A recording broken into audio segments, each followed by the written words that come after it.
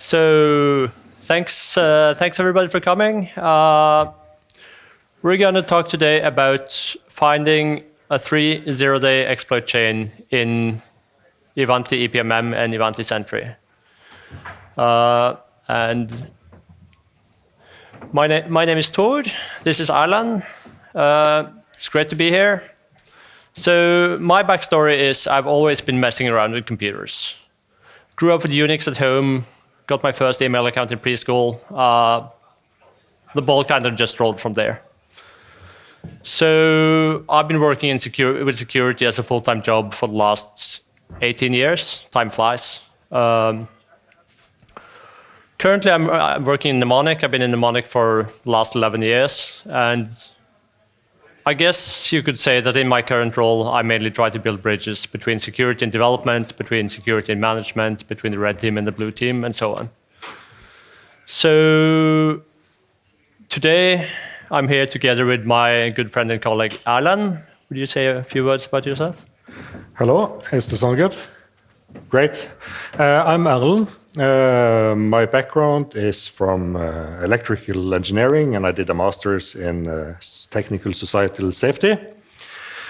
My first steps in IT security started from IRC and LAN parties. I remember my first security-related projects was writing code in Turbo Pascal and writing a screensaver for MS-DOS on the home computer to keep the siblings away.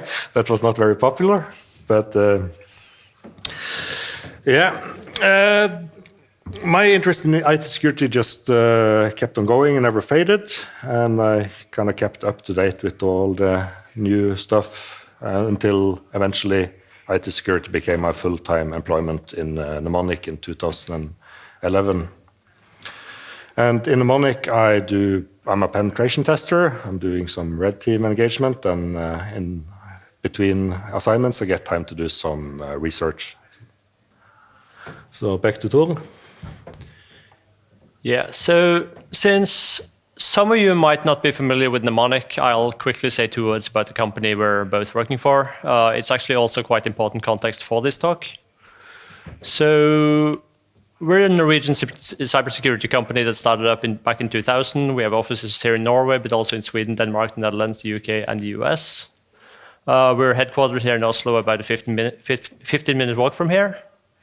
And we do a lot of things within cybersecurity, but it's worth noting that we do a lot of instant response. We've been logging about 40,000 instant response hours yearly for the last few years, and that's really quite a lot by any measure of things.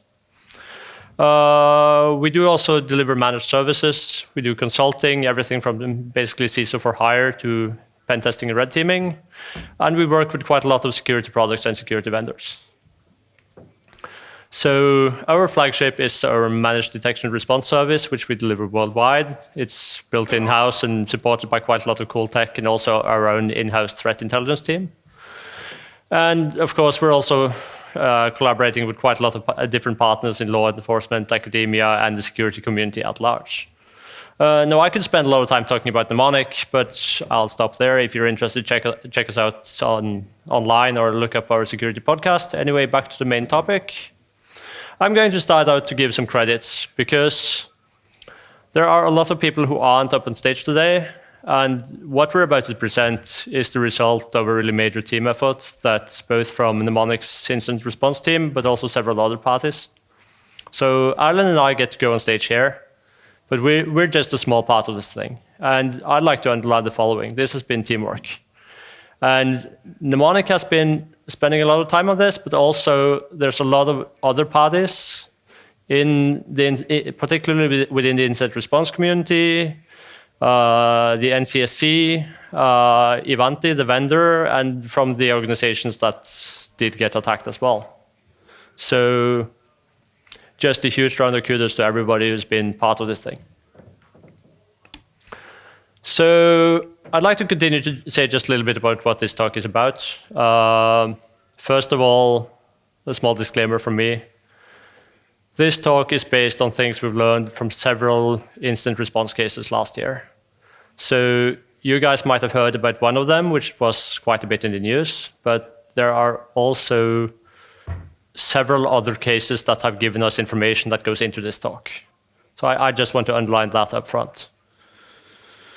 So basically what happened was that there was some instance, and in the process of trying to figure out what was going on and handle those instances, Mnemonic discovered that the threat actor was using quite a lot of zero-day vulnerabilities.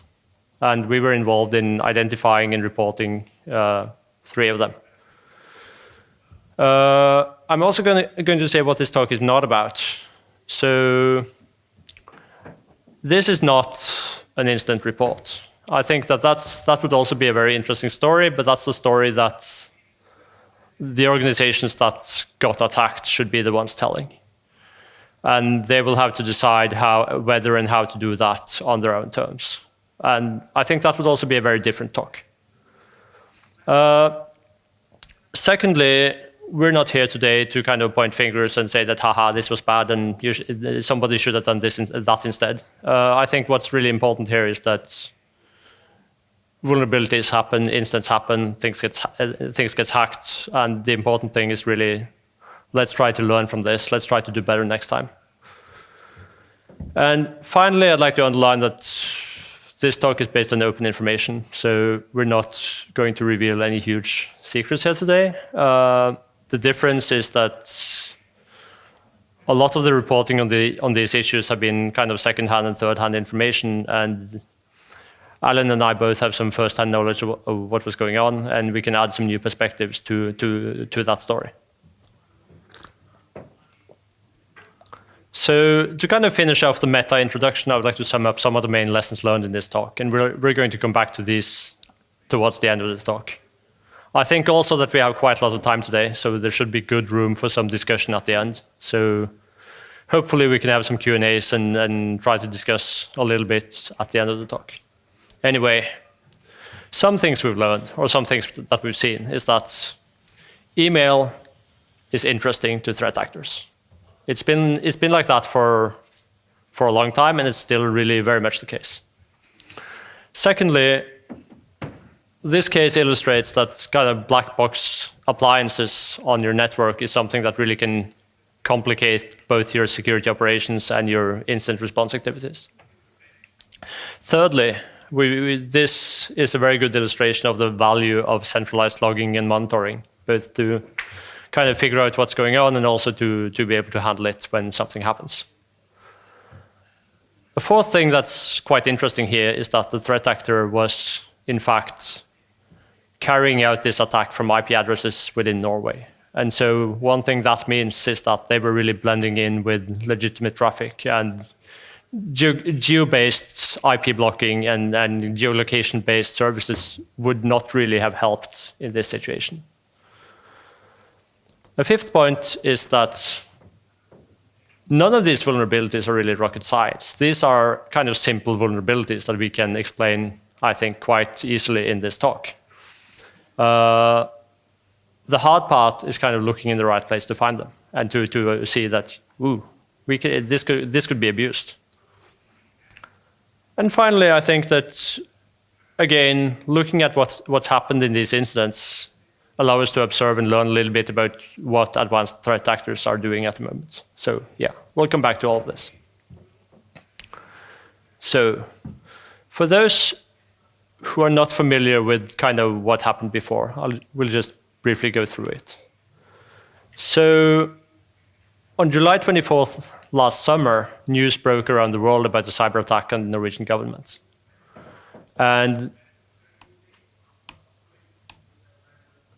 Mnemonic's incident response team was involved in several security incidents at this time, and working together with other incident response teams and the community. And what's known is that an unknown threat actor was using multiple zero-day vulnerabilities in targeted attacks against multiple victims. And our incident response team quite quickly uncovered the first 2 vulnerabilities during the response. But then there was, in fact, also a third one that took a little bit more time to find.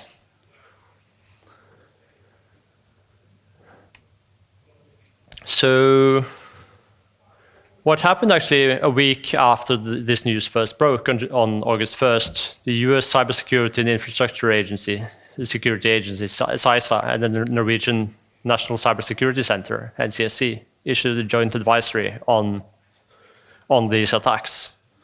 And the advisory is actually quite interesting because it contains quite detailed information about the vulnerabilities and the APT behavior based on what was known on August 1st. So I'm just going to quote a little bit here. The CISA and NCSC now are releasing this joint cybersecurity advisory in response to active exploitation of CVE 2023-35078 and CVE 2023-35081. Advanced persistent threat actors exploited these vulnerabilities as a zero-day from at least April 2023 through July 2023 to gather information from several Norwegian organizations, as well as to gain access to and compromise a Norwegian government agency network. Ivanti released a patch for the first CVE on July 23rd.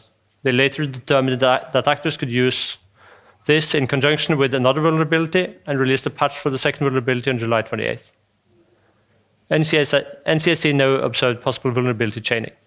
So I'm not going to read all of this, but the point is that there are several vulnerabilities in play and they were being used together. And to understand what was actually going on, we need to take a few steps further back, try to see what is actually Ivanti EPMM, what's it doing, why would somebody attack this? And Alan is going to talk about that next. Yes. We can start by talking a little about Ivanti and the company. The Ivanti company was formed by a merger of existing companies in 2017. And their product line is IT service management, vulnerability management, and security products. It's a private company which have acquired several other security companies. And in 2020, they acquired Mobileiron and PullSecure, and RiskSense in 2021.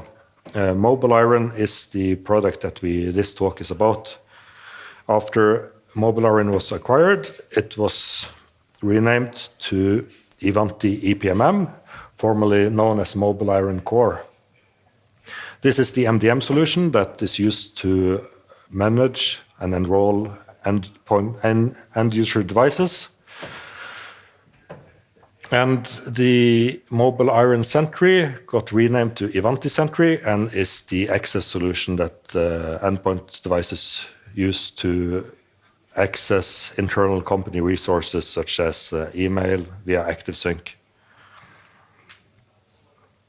And also, the EPMM manage the Sentry, so we have some internal APIs. Both the EPMM and the Sentry is internet exposed since they are dealing with endpoint devices, end-user devices that are on the internet in people's homes and wherever people are working from. A typical deployment of Mobileiron architecture is that you have the Ivanti EPMM and the Ivanti Sentry exposed in the DM set. End users get their talks with gets the devices enrolled and managed by the Ivanti EPMM. And when they access their email and services, they will go via the Ivanti Sentry that acts as a gatekeeper and provide access to the resources they need, such as Microsoft Exchange. But next we will look at how these products are deployed in organizations.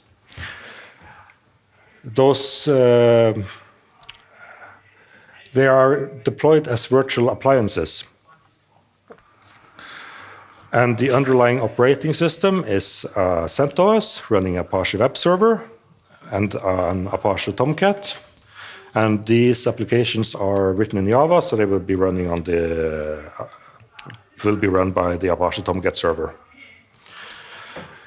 And from a vendor perspective, we see that deploying products as appliances have a huge benefit when it comes to being in full control over the runtime environment. There's little variety, and the vendor can easily support the solution.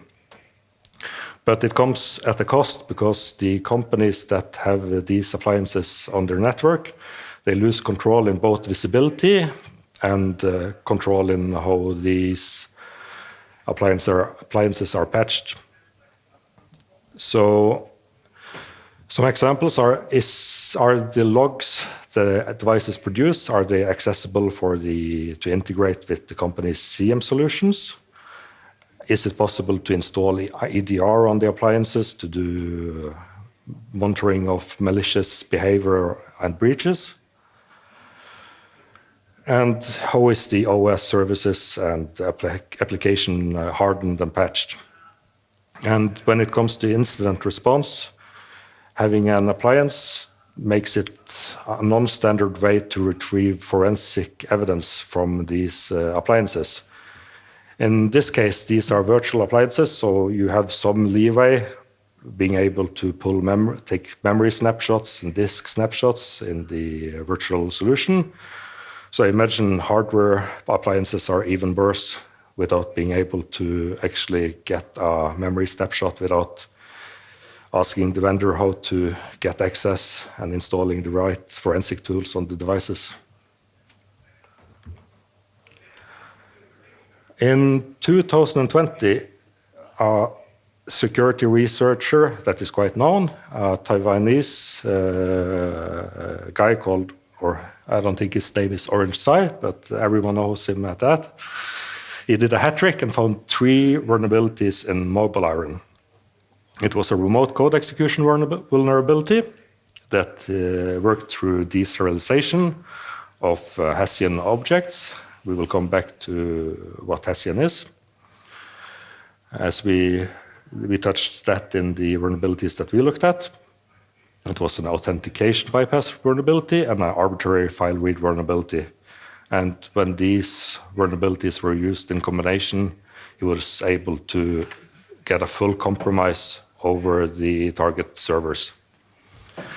In his blog post, he reported these vulnerabilities to the vendor. He wrote that after the vendor had released the patches, he waited for 2 weeks before he popped a shell at Facebook and reported it through their bug bounty program. And my guess is that Facebook bug bounty policy states that you need to give them 2 weeks before a 0-day vulnerability is eligible for a bug bounty. And also, I think he specifically targeted Facebook because he found that they had a Mobileiron instance. We will now look at the individual vulnerabilities, but first we will just summarize these quickly.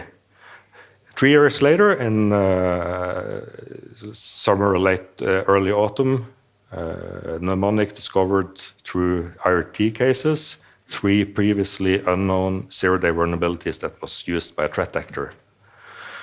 The first one is an authentication bypass vulnerability in the EPMM server, and exploitation of this allowed the attacker to call protected endpoints that otherwise would require authentication. It received the CVSS score of 10 because it would give the attacker full administrative rights in the REST APIs. The second vulnerability is a path traversal vulnerability. And this one allowed the attacker to write files to the disk at arbitrary locations, and this would lead to a remote code execution. This was chained with the first vulnerability because the endpoint was also on the REST API. And the last vulnerability is the one that me and Tool worked on directly, the one that took some time before actually was discovered. The advisory stated that they saw that the threat actor had been able to reach the Ivanti Sentry, but they couldn't tell how. The two first vulnerabilities was in the EPMM instance.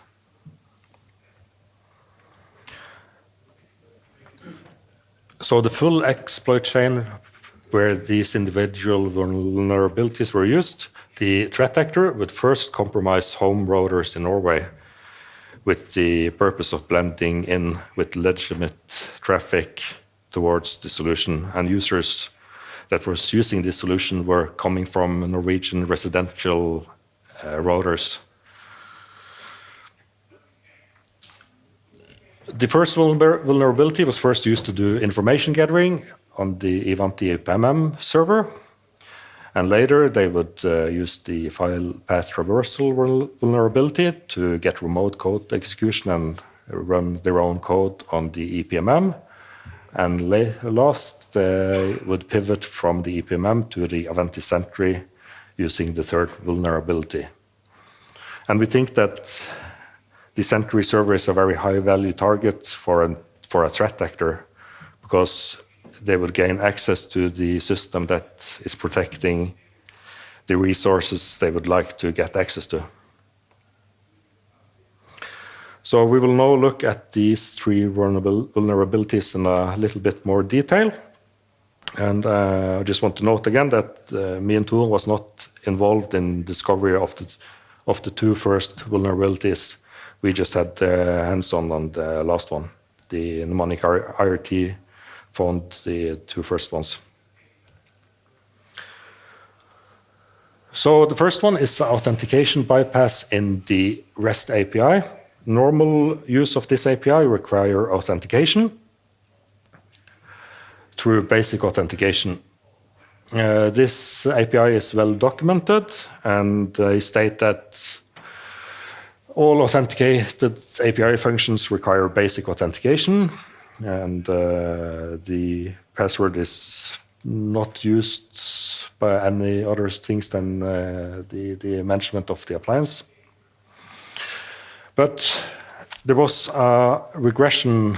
We think it was a regression that happened with the path validation in 2020, because AAD support was added, and then if an attacker would prefix the REST API routes with MIFS/AAD, they would bypass the authentication checks.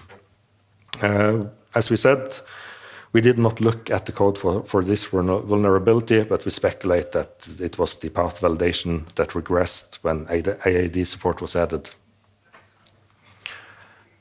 Exploitation of this vulnerability is as simple as just calling the endpoint with this prefix. And the CISA and the NCSC advisory state that the threat actor used this vulnerability early from April to retrieve configurations such as LDAP endpoints, doing LDAP queries against the Windows domain server, and list users, administrators of the EPMM appliance, and do configuration changes and check the audit logs to see if they have been caught, I suppose. And Tor will take the next vulnerability, which is the path traversal one. Yeah, so the first vulnerability is kind of bad by itself, because it basically lets anybody call the whole REST API without authentication. But it doesn't really get you any further, at least not directly. So this second vulnerability is probably the most obscure of the three. I haven't seen any really good write-ups about it, and I actually haven't seen the working exploit for it myself. But based on what's public information, it should be fairly straightforward to recreate it if you have the time and want to put in the effort to do it. But hopefully everybody has patched now, right? So the first vulnerability lets the threat actor bypass access controls on the API. And so from an offensive perspective, what you want to do next is to actually get into the DMZ and establish presence there. And this is the way they did it. So There is an API endpoint which was supposed to be internal, I think. At least it's not very well documented, but it's called import configuration. And so what that does is actually let you import a configuration file to the device. And so, of course, because of the first vulnerability, the attackers were able to call this API. So, and then the second vulnerability was that this API actually didn't correctly validate where you were putting the file. So you could put a path traversal into the file name to overwrite files on the device. And you are writing those files with basically with the permissions of the Tomcat server. But, well, the Tomcat server is happily going to let you execute JSPs. And it can, of course, write or overwrite its own files. So what actually happened was that the threat actor actually overwrote the HTTP 415 error handler with a custom loader. And so everybody here knows what HTTP 415 is, right? It's unsupported media type. So what happened next is that they would send requests with an invalid content type. And the server would say that, we don't know how to handle this, so we're going to return HTTP 415. And then that calls the JSP, which they'd uploaded using the vulnerability. And so at that point, they could send requests that would go straight into their loader and kind of servlet engine go burr. They basically sent Java bytecode and bootstrapped a Webshell in memory. So that's kind of neat. Shouldn't happen, but that's how they did it. So that's vulnerability number 2. You basically have a Webshell in memory on the EPMM device in the DMZ. So it's a good start. What do you do next? Well, what this threat actor did next was to clean up their stuff. So they replaced their initial loader again with the correct error handler, and they deleted their logs because they were using a specific user agent. They could selectively delete those log entries. And once this had happened, they were pivoting. So you're in the DMZ, but you're on the EPMM, and you want to get to the good stuff. So, and these guys clearly came prepared, so the next step was ready for them. And that brings us to the third vulnerability, which was the one that we were involved in finding. And again, I would just like to underline the teamwork here, because what actually happened here is kind of funny. I was on a combination of parental leave and vacation last summer. So I'd been away from work for several months, minding my own business. And I've picked up from the news that there's an incident going on, and ooh, sounds interesting, kind of know nothing about it. And then my phone rings. And so there's a message. Yeah, so there's activity on the Sentry appliance following an HTTP call to an internal undocumented service. And basically, the incident response team knows that there's a bug here, or approximately here. Can you help us find it? Okay, challenge accepted. So my daughter takes a nap, and I find my work laptop and log in and start to figure out what's going on. And so basically what happens is that the Sentry appliance exposes 2 interfaces. There's the internet-facing interface on port 443, which is used by approved devices to access their email and calendars and other stuff, right? So Sentry is working as an access gateway and policy enforcement point for those services. Then there's also an internal interface on port 8443, which isn't, or at least shouldn't be, internet exposed, but it's used to communicate with the other parts of the Mobileiron installation. So in particular, the EPMM or Mobileiron Core service should be calling this to give Sentry information on what traffic to allow and which users are defined and so on. And the MICS, Mobileiron Configuration Service, MICS log service, it sounds like something that handles logs, right? So it's not documented, it's internal plumbing for these appliances. And it's kind of funny because the joint advisory from August 1st kind of confirms that something is going on here. The APT actors were tunneling traffic from the internet through Ivanti Sentry, and we don't know how they got there. And there's some files that have been appearing on this device, but we're not sure how it got there either. So, okay, something going on. So I'm kind of trying to recall my thought process. I started by unpacking the WAR file for the Ivanti software and just looking around the application structure. Specifically looking for this MICS log service and how it's mapped and kind of which classes are implementing this service. And it turns out that the application maps up to private endpoints. Both sounds kind of interesting. It uses Hessian for RPC, which is really weird. I've never seen Hessian before. It's a kind of old RPC framework. And I sidetracked a bit to read about Hessian and stumbled upon the blog post by Orange from 2020 about the vulnerabilities that he found. And it doesn't really get me anywhere, but it increases my confidence that, yeah, this looks dodgy. There might be something here. But I have no idea how to make a syntactically correct Hessian RPC call, but I read enough about this to be fairly confident that if someone does a post to this MICS log service, it's going to be wired to a specific class, and it's possible to invoke arbitrary methods on that class. Okay, so let's decompile it and see what it does. So I unpack the jar file, find the class, decompile it, open it in Vim, and it looks kind of like this.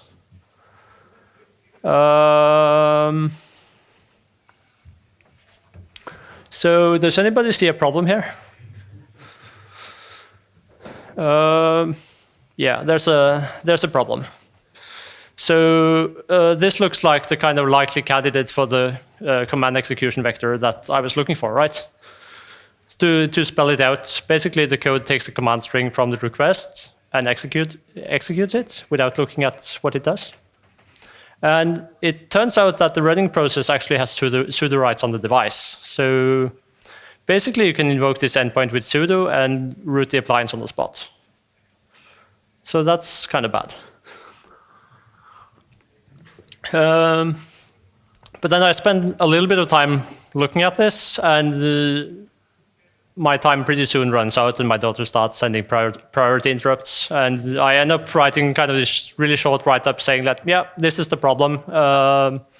Could somebody kind of make a bug for this and handle it with Ivanti? And I kicked the ball back over the fence, and I'm pretty confident that things are being handled.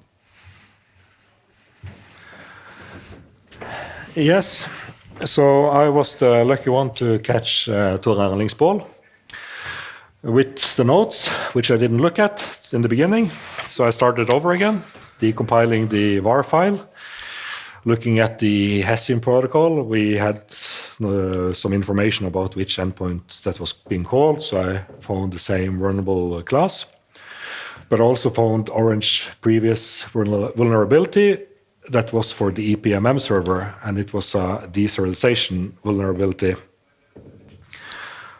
So then I started wondering if they had the same issue on the Sentry as they had on the EPMM back in 2020. So looking at that, all new to Hessian myself as well, and had never seen this protocol before, but from the configuration I could easily see that it was configured securely and not to accept any other strange objects, except a few and some basic data types. So I could conclude that it was not vulnerable, and I could pull myself out of this rabbit hole and actually read Tor E's note. And when I read it, I was a little bit baffled because it seemed a little too good to be true. could I just call this endpoint? Do I need to actually do anything? I had to do a little bit. I needed to have an appliance to test against, so I got some help to set that up and have a target environment to actually make a proof of concept, or else I wouldn't be able to see if it would work. Luckily, I also did not have to write any Java because someone had made a Hessian library in Python, which made my life much easier. And the proof of concept was as simple as just calling a method with the right set of parameters. And luckily, since it's Java, it supports null types, so I didn't actually have to fill in all the boilerplate for the DTO. I could just fill in I used the parameters that was used prior to the dangerous system call. And the proof of concept, what I chose was to point it at the Sentry server with the command touch temp RCE. And if it worked, then it would create a file named RCE on the Sentry server, and this was what happened. And then I could go back to sleep as well, because I woke up from putting my kids to sleep and I picked up this ball, and then I fall asleep myself, so the timestamp is a bit late. And the time zone is wrong, you should add a couple of hours. So, back to Tor. Yeah, so that was basically the exploit chain for Ivanti and Mobileiron. So basically accessing the API, doing the path traversal, and then pivoting to the Sentry server. I'm going to say a little bit about disclosure. So actually all the dialogue with Ivanti was handled by the mnemonic incident response teams because they were already in kind of direct contact after the first vulnerabilities. Properly fixing this last one took a couple of weeks, and I guess probably there were some kind of legitimate use cases for this API that had to be properly fixed and not just they couldn't just kind of block it. But I would say that things were handled quickly and from at least from my perspective smoothly. And obviously that's a lot easier when you have a line of communications and don't have to kind of dig up a security contact that's Grinder, as Troy was talking about in the previous talk. So, but my impression was that once we got to this stage, the process worked and things got fixed. So a fun thing here is that all these 3 vulnerabilities were added to CISA's known exploited vulnerabilities, or KEV catalog. And if you're not familiar with the KEV catalog, it's an authoritative source of vulnerabilities that are known to be exploited in the wild that CISA maintains. And as they put it, you can use the KEV as an input to your vulnerability management prioritization treatment framework, because it's the stuff that's known to be exploited by threat actors in the wild, so maybe you should prioritize it. Arlen has a few CVs here from before, because he keeps up digging up crazy vulnerabilities, but this was a first for me at least. So, as we promised in the beginning, we're approaching the end of our script here, but I'd like to just return to some of our subjective lessons learned and takeaways from this whole affair. And we're just going to talk about each of these in a little bit more detail. So, email remains a juicy target. Black box appliances are challenging. Centralized logging is wonderful. Geolocation doesn't really help against targeted attacks. Vulnerabilities are often surprisingly simple if you look in the right place. And finally, what does this incident tell us about what the threat actors are doing? So to the first point, I think it's still a little bit astonishing to me how much stuff runs over email, which turned 50 years a couple of years ago. It's old tech, and it's technology that was really made in a different era with a different set of assumptions from kind of what we have to deal with today. And I think attacks on email and email infrastructure are kind of 13 a dozen, whether that's in the cloud or on-prem, or let's not even start discussing phishing and spear phishing and all of that. But one of my personal impressions over the last few months is that securing on-prem Exchange is really becoming really hard. And it's old and it's large and it's complicated, and Microsoft's attention is on the cloud services. And at the same time, Exchange is full of stuff that attackers want. And I think the only real way forward to deal with that is to try to reduce the value of email as a target and try to fragment your services a little bit more, start replacing email as a kind of one-size-fits-all technology with stuff that's modern and defensible and that can actually be used securely. I think, as this talk also shows, we also have to consider email-adjacent infrastructure such as MDM. And I think that MDM is actually kind of interesting as a target in its own right, because it's used to manage devices, right? And depending on your setup, there could be quite a significant degree of control over those devices that are enrolled. So there's also that to consider. When it comes to black box appliances, I think it's fair to say that this is a pretty popular way to distribute software, at least in cases that haven't gone fully containerized yet. And I think most larger organizations have a number of these black boxes on the network. You don't really know what they're doing. They're just sitting there doing stuff, but you don't know how it works. And this creates certain problems for cyber defense. Because there is less visibility, you might not even have access to the appliance without vendor cooperation. The options for logging and monitoring and getting data off the device might be limited to whatever the vendor is supporting. Stuff like EDR to kind of inspect what's going on the machine at runtime might not be possible. And generally, it makes incident response harder in this case. And there's clearly a supply chain component to this. So both because of all these practical issues of getting access and getting the data you need, but also because, in most cases, it's hard to assess the appliance and the vendor's security posture. And I think a lot of places you don't really think all that hard about that risk, but as security practitioners, we really need to ask tough questions of vendors and try to get the visibility and tooling we need to defend everything. Third point, logging and monitoring, and that's something that was really gold here. We saw that the threat actor was quite actively deleting their logs, and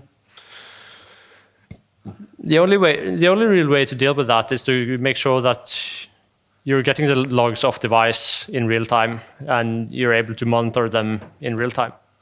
Otherwise, it's really tough to defend against something that you're not able to detect. Another point about incident response is that you do need to have enough retention. That the time between initial attacker activity in April and kind of things being discovered in early July, that's a few months. If you have 3 months of retention, that might be a problem. You might want to have more. You also need to make sure that the logs are in fact available to search and analyze in real time during incident response. If it takes you a week to get kind of the logs up and running and for analysis, then that's time spent waiting.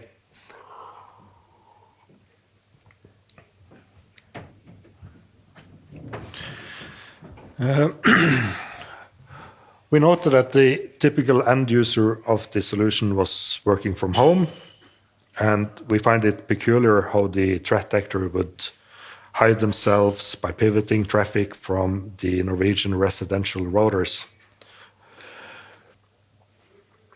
This means that limiting access using geolocation or monitoring by IP reputation would not be an effective control to block or detect this type of threat actor.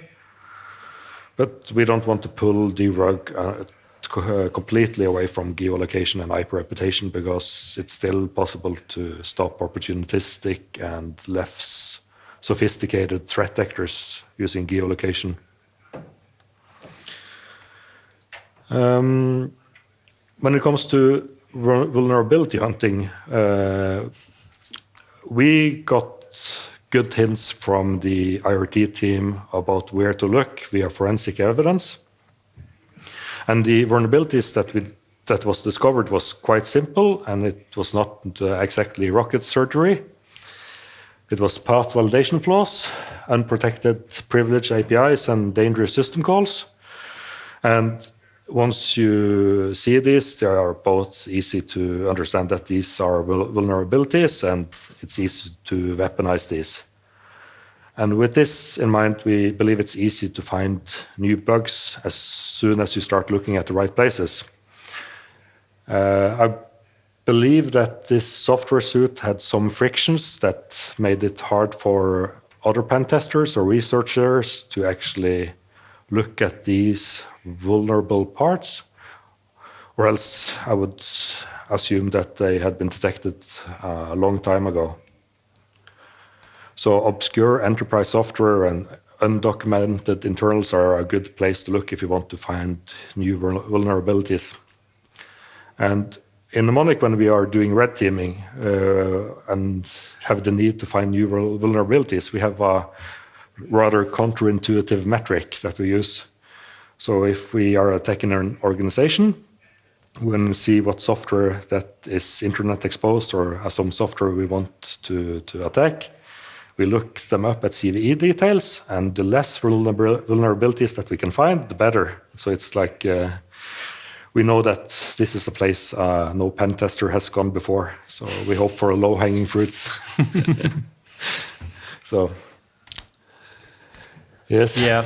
So wrapping up some final observations about the APT in this case and their behavior.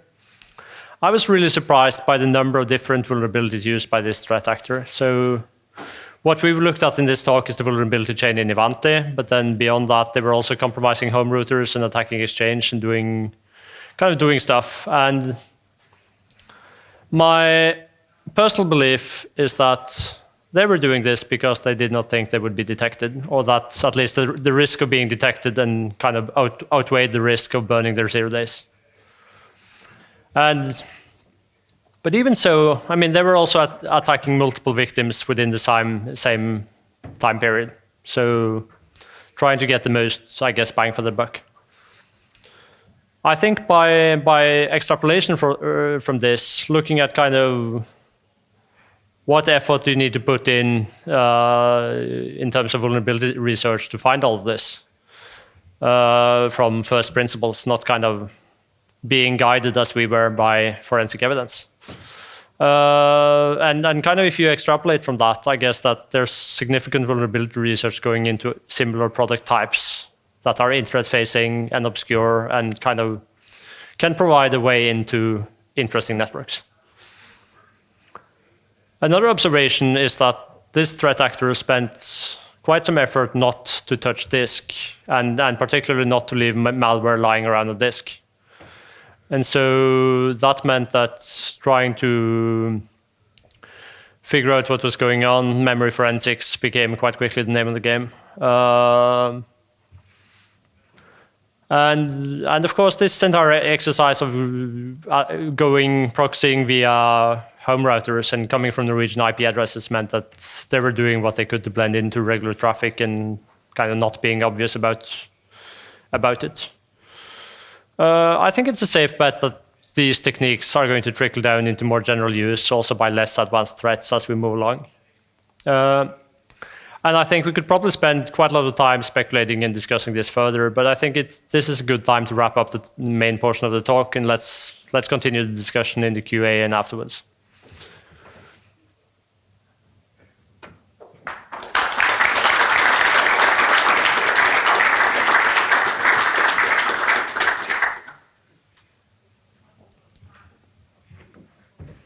Any questions?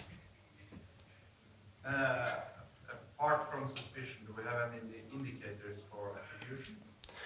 The question is if we have any indicators for attribution. There's not been any public attribution of this threat actor. I think I'm not going to name any. I'm not going to speculate on that here. I think if you kind of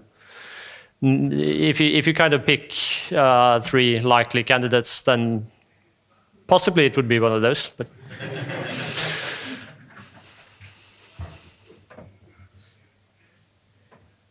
anyone else? Martin? Say that if you did you get any malware samples or on your traces? You said that they avoided it, but did you get anything out? I'm not the right person to answer that. I think the CISA and CSE report might have said something on it. Yeah, the one thing that was public was the way they deleted logs and removed their traces. So that was like their way of hiding up. I'm unable to go into detail of that. I'm sorry. But also the Webshell that they used, it was made to run arbitrary code. So at the first stage attack would be able to run any Java bytecode. So it could be anything. In the back. What was the purpose of the prefixing the API to these variables? Yeah, I can try to explain. So the question was if I understand it correctly, was the prefixing of the API. And so if you go all the way back, here, I guess. So I think the point was that in 2020 they made a new API which was used for Azure AD, or I guess Entra ID integration, which was prefixed by /mif/AAD. And apparently, as part of doing this, something happened with the path validation expression, or they managed to map up the rest of the service API accidentally, or something like that. But so basically, that was supposed to be a separate API which was not authenticated.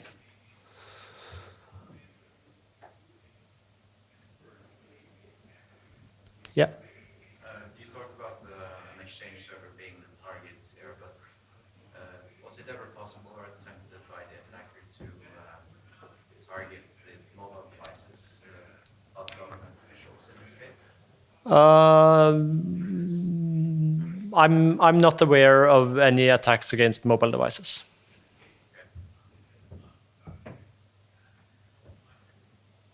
In middle. How long did it take roughly from when you found the first indication that something was wrong until the fix was released? I don't have the dates in my head, but I would for the first vulnerabilities it was about a week and a half, I think. Yeah, I don't have the exact dates either. We have the dates they were released, and I think the RET cases started in the beginning of July or something like that. Yeah. So within a month, at least. Yeah, I think kind of for the first vulnerabilities it was like a week and a half or 2 weeks or something, but yeah. Front. So the way the attackers here, they try to selectively delete their own logs. Yeah. Was that a big mistake on their end? Because that would have let you just basically look for those logs in other sources, right? They give away that anything with this user agent is probably that. Yeah, I mean you could say that. I mean once you realize this point here that the user agent contained this specific string, then you could start looking for that, right? But until you figure that out, it's kind of allowed them to selectively delete their log entries and not kind of just delete everything, which would be really obvious. Yes, you? Yeah, I assume this is like selectively deleting logs is kind of advanced usually, but would you say that going forward in cases where you expect advanced FTs, that you could do, if you have the local logs and the off-device log, that's doing a diff would be like a logical step? Yeah, whether you could diff the local logs and the off-device logs. Yeah, I guess. I mean, I guess that would kind of be suspicious at least. But I think the moving forward, it's obvious at this point that you should stream the logs of the devices in real time, and then you have one absolute truth of what happened on the device instead of being needing to compare to different places. Yeah, I was thinking that if they delete it on the local, so you will Yeah. immediately see the. I would expect the threat actor to not do anything more noisy at that point if they see that the logs get off. Maybe try to stop logging somehow. I don't know. It's a speculation at this point. I mean, if logging stops or if huge chunks of log just disappears, that's kind of a red flag, right? But it would be interesting if they implemented, if there was log streaming and they would implement blocking of specific logs only. That would be an equivalent in such a scenario. Yeah. It's interesting. Yeah, I guess the hard part about that is that you can't really go back in time. So. So I mean, once you're in control of the device, you can kind of try to tamper without making it obvious. But of course, the advantage of doing centralized logging is that then you at least you have the traces going back in time. So I mean, when we did go back in time, we saw that these strange /MIFS AD paths were being invoked since April. So that was kind of a clue that somebody started gathering information.